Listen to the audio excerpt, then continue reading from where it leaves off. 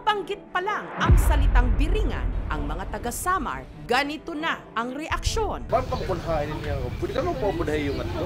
Ang biringan, kami marunong na kung saan. Ang maalamat na syudad kasi ng Biringan, pinaniniwala ang lugar ng mga engkanto. Sinasabi ring moderno, urban legend lang. Marami rin ang nagkwento na narating na nila ang misteryosong lugar o nakita ang mga engkantong nagmula rito. Pero wala namang konkretong patotoo kung talaga bang merong biringan.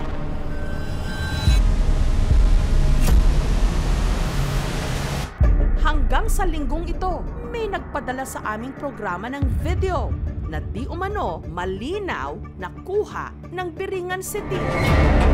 Gandang gabi po. Pakita ko lang po yung nakita ng kaibigan ko from Samar, Biringan City. Litrato muna ang ipinakita. Pero meron din daw siyang maipapakita na kuha nito sa video. Kinilabutan po talaga ako doon. Ang nakita ko po doon sa video, marami pong mga building na naglalakihan, tapos marami pong kumikislap na mga ilaw. Sa amo nga nito ako pag kunin analyze, pamati ko mga suka din niya, biringan siguro na klase. Pero yung waray man nila suka din ni kapawa. Sobrang mga ako po, sobrang ganda. Kinilabutan po ako. Hindi na po ako nakagalaw sa akin pwesto. Ang una ko taga pumasok sa isip ko, Biringan City po talaga yun. Nahanap na nga ba ang sinasabing Lost City of Biringan? Ang nagpadala ng mensahe sa aming programa, ang taga Muntinlupa na si Michael. Ang video ng di umano Biringan City, nakita niya sa post ng kanyang kapitbahay na napadaan daw sa bahaging yon ng Samar. Mga 6 PM po, nag-scroll po ako sa Facebook. Then may pumuka po ng attention ko doon, which is yung My Day ni Janro na po yung Biringan City. Na po sa story niya nung nakita ko po yung Biringan niyang Parsan yan. Hindi raw siya naniwala hanggang sa i-video call na nga siya ng kanyang kausap. Kitang-kita ko po yung mga ilaw nun kasi naka-backcam po yung camera niya, tinutok niya po talaga doon. Then, medyo may kalayuan na pa pero sa lugar po na yun, sobrang dilim po talaga. Ang nakakuha ng video ng sinasabing Biringan City, ang pahinante ng truck na si John Rowe. Dapit hapon nito lang Enero. Habang nakasakay daw siya sa kanyang truck sa Roro, may napansin siyang kakaibang liwanag. Nag-travel po kami papuntang Samar Allen. Lagi na po ako nadaan doon. Yung araw na yun, ayun ko lang napansin na merong ganun palang syudad doon. Ang nakuha ng video ni John Rowe ng di umano Biringan, heto. Sa gitna ng dilim, makikitang may kung anong nagliliwanag. Pag-ikot ng barko sa magandang bundok, pinakita po ako sobrang liwanag na syudad na hindi ko po inaasahan at ngayon ko lang po nakita. Hanggang sa i-zoom niya ang video. At napansing patay sindi ang mga ilaw na parang nagsasayaw. Sobrang ganda po, napatulanan din po ako sa nakita ko. Kulay ginto po sa lahat, tataas ng building, para po silang advanced technology. Ang una ko taga pumasok sa isip ko, Biringan City po talaga yun. Makalipas ang ilang minuto, sa hindi malamang dahilan, ang ilaw ng sinasakyan nilang barko bigla raw namatay. Pati po yung sa barko, namatay din po. Nag-video call kami ni Michael bilang namatay yung signal namin. Parang ayaw rin magpakita sa kanya. Pagsapit ng pasado alas 6 ng gabi, si John Rowe muling nag-chat kay Michael para sabihing ang di umano Biringan City muling nagpakita. Sa sobrang excitement po namin, in-screenshot yung video call po namin na nandun po talaga yung sinasabi po nila na Biringan City. Kitang-kita po ng dalawang mata ko. Ang misteryosong mga ilaw tumagal daw ng halos kalahating oras. Walang halong hallucination po, walang balikmata, hindi po ako lang sa tulog. Basta ako, totoo sa sarili ko, nakakita ko talaga siya.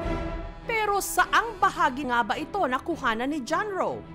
Wala po akong pinagtanungan na kahit sino. Tansya ko lang po na nasa Katbalogan na po kami.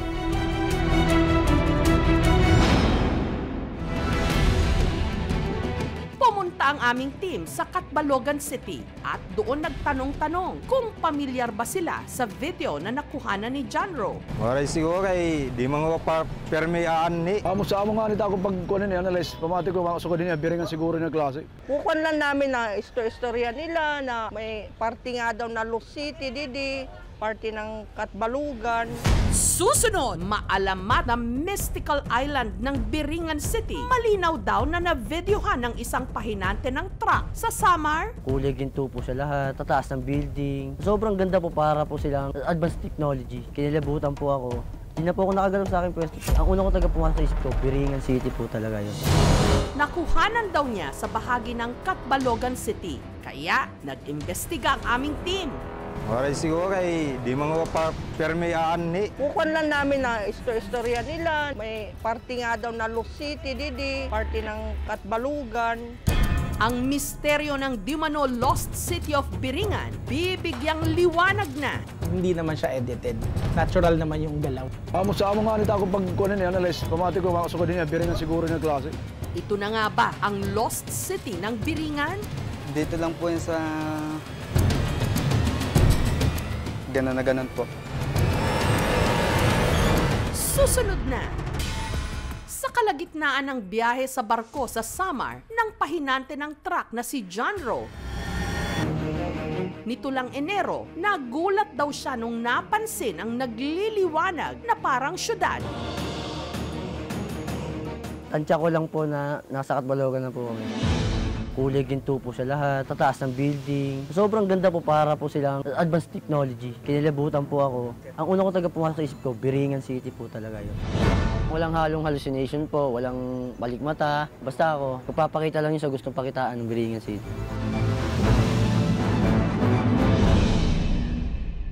The idea ba parang Biringan City sa Samar really started around 1880s. It has created a tale of its own. Nagkakahalo-halo na yung folklore at saka history. In a sense, there are people na parang excited ng may Encanto world. The important thing there is that yung history talaga should be properly explained because that has not been published or properly explained yung history ng nangyari noon. Bakit nawala yung maraming tao noon at saka bakit hinahanap pa sila. It's still a place where to find people who had been lost.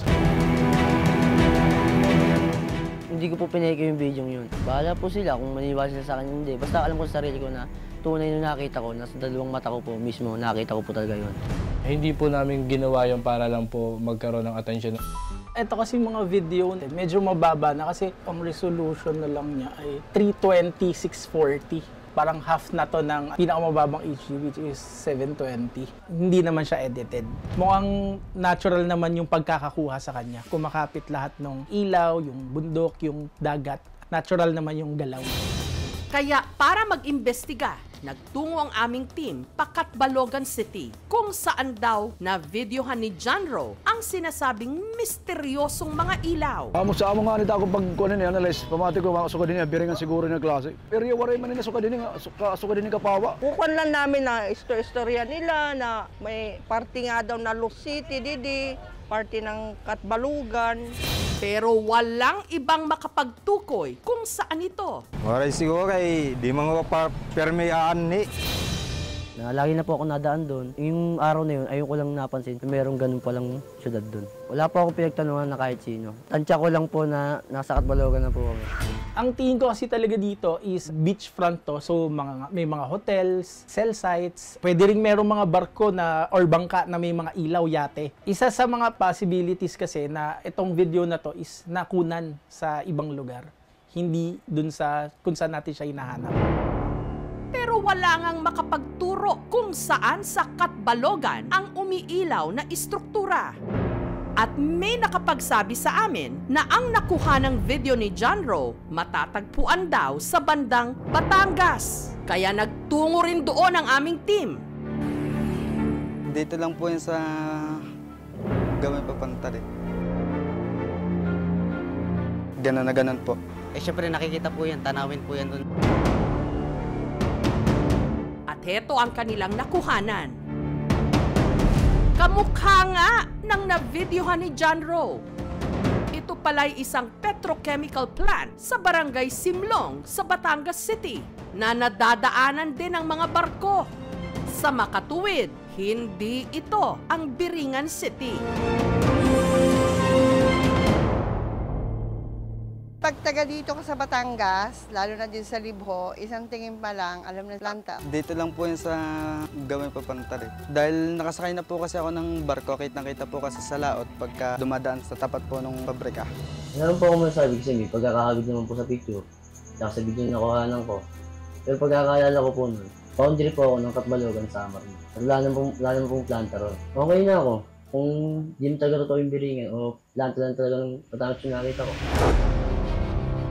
Ang interes ng mga tao sa misteryoso at maalamat na syudad ng Biringan hanggat may ganitong pasulput-sulput pa ring mga kwento kahit hindi naman napapatunayang 100% totoo. Asahang hindi pa rin magdidilim kundi patuloy na magliliwanag.